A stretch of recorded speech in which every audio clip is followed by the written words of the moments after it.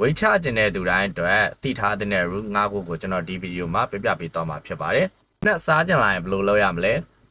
10 minutes rule ကိုသုံးပါ10 minutes စောင့်ပါပြီးရင်ရေတောက်ပါ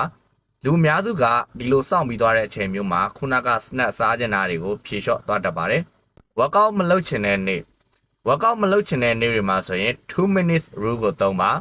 လူတော်များများကအစကိုမစကြပါဘူးကိုကအစပြီးတော့မှ2မိနစ်လောက်ပဲလေ့ကျင့်ခန်းလုပ်မယ်ဆိုပြီးဆုံးဖြတ်ချက်ချလိုက်ပါ2မိနစ်ကနေပြီးတော့မှလူအများစုက5မိနစ်10မိနစ်မိနစ်20အထိကိုလေ့ကျင့်ခန်းလုပ်ဖြစ်သွားကြပါတယ်သားတွေအရန်စားမိတတ်ရင် water fast rule ကိုသုံးပါအစာမစားခင်ရေ900 ml လောက်တောက်ပေးကြည့်ပါဒါဆိုရင်အစာစားညံစိတ်ကိုတော်တော်လေးထိန်းထားပေးနိုင်ပါတယ်protein မလုံလောက်ဘူးဆိုရင် protein fast rule ကိုသုံးပါအစာစားတဲ့အချိန်မှာ protein ကိုအရင်ဆုံးစားပါ consistency မရှိဘူးဆိုရင်ဘယ်တော့မှ2ရက်မပြတ်တဲ့ rule ကိုသုံးပါတရက်လောက်ပြတ်သွားတာကိုရတယ်ငါ2ရက်တော့မပြတ်ဘူးကွာဆိုတဲ့စိတ်မျိုးဆုံးဖြတ်ချက်ချလိုက်ပါဒါဆိုရင် consistency ရှိလာပါလိမ့်မယ် fitness မှာစက်ကောင်းတွေရနေတာကလျှက်ဝက်နီလန်းတွေကြောင့်တခုမှမဟုတ်ပါဘူး